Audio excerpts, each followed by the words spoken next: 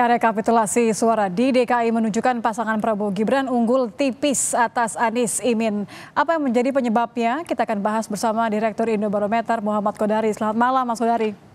Selamat malam, Mutia. Mas Kodari, kalau kita lihat Prabowo Ya. ini kan selisihnya ya 38.243 suara. Ini selain saya ingin tanya seberapa kaget atau seberapa wajar menurut Anda, ini beda tipisnya karena memang mesin partainya bergerak begitu bagi Gerindra begitu ya, atau karena popularitas Anies yang ternyata bergeser ke Prabowo?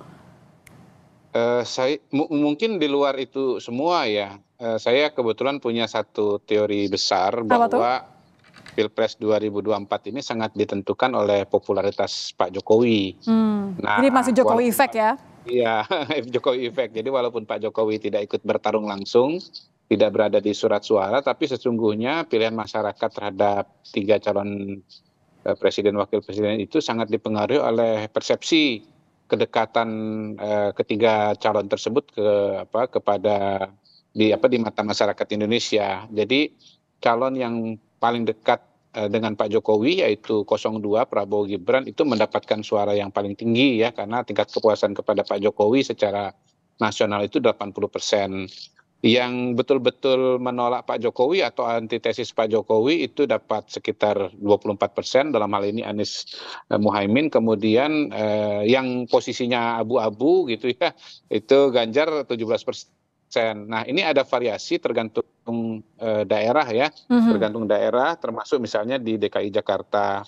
Jadi kalau kita lihat survei-survei, memang tingkat kepuasan masyarakat Jakarta terhadap Pak Jokowi tidak setinggi nasional, walaupun tetap mayoritas juga gitu ya. Saya lupa persis angkanya berapa, tapi tidak sampai 80. Mungkin barangkali sekitar 70-an% lah, kira-kira begitu. Nah, Jadi di sisi yang kalaupun, lain, maaf saya potong Mas Kodari, kalaupun Anies ya, punya yang dianggap harusnya punya modal kuat karena sudah jadi gubernur DKI 2017, terus kemudian juga PKS juga paling tinggi ya, betul, ya, DPRD pileknya kuat ya, begitu. Ini ya. modalnya tetap tidak mampu untuk menjadi faktor krusial menang lawan Betul, Prabowo. betul, betul. Untuk perbandingan kita bisa bandingkan dengan Provinsi Jawa Tengah ya, di mana Mas Ganjar menjadi gubernur bahkan 2 periode.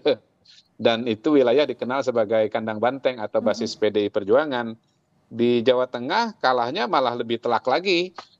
Ganjar Mahfud sebagai petahana gubernur dibandingkan dengan Prabowo Gibran. Di Jawa Tengah itu Prabowo Gibrannya 53%, kemudian Ganjar Mahfudnya 34%. Jauh sekali itu, hampir-hampir 20% selisihnya gitu. Jadi tapi kita bisa jelaskan dengan tingkat kepuasan kepada Pak Jokowi di Jawa Tengah yang justru di atas angka rata-rata nasional. Mungkin di Jawa Tengah itu kepuasan kepada Pak Jokowi 90% barangkali itu. Tapi yang jelas di atas 85 lah, ingat saya ya, di atas rata-rata nasional. Salah satu provinsi dengan tingkat kepuasan tertinggi kepada Pak Jokowi itu ada di Jawa Tengah. Nah, kemudian kelihatannya memang pendukung Mas Anies Loyalis Anies ya? di DKI ini mungkin bloknya itu agak lebih besar sedikit dibandingkan dengan Mas Ganjar di Jawa Tengah. Mas Ganjar kan hanya dapat 34%, sementara Mas Anies masih bisa dapat sekitar 41% ya, Ya, beda di tipis dengan pusat, Prabowo Gibran. selatan, dan timur Betul, ini masih betul, unggul ya? betul. Nah, memang begini, ada elemen yang lain, ada penjelasan-penjelasan berikutnya yang mewarnai dinamika di tingkat daerah. Misalnya di DKI ini ada suku Betawi yang notabene secara konsisten kalau temuan di survei itu dukungannya mayoritas sekali kepada Anies Baswedan gitu. Dan kita tahu bahwa suku Betawi itu jumlahnya cukup besar di Jakarta. Saya lupa jumlahnya persis berapa, tetapi cukup besar. Saya kira Betawi ini menjadi block vote untuk Mas Anies ya. Nah, kalau di Jawa Tengah, block vote semacam ini tidak terjadi untuk Mas Ganjar ya.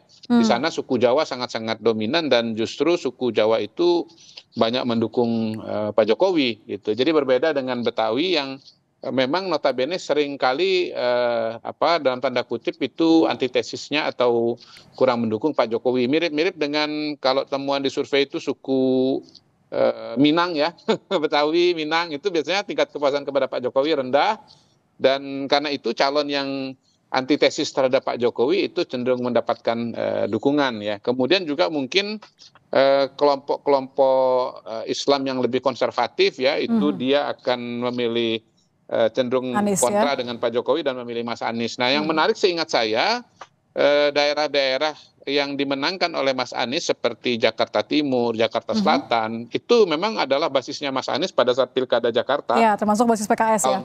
Ya, dan PKS 2017 yang lalu gitu. Jadi kita melihat ada paralelisme antara kekuatan Mas Anies di Pilkada 2017 dengan Pilpres 2024 ini. Dan saya kira ini akan sangat menarik kalau nanti betul-betul Mas Anies kembali maju calon gubernur Jakarta.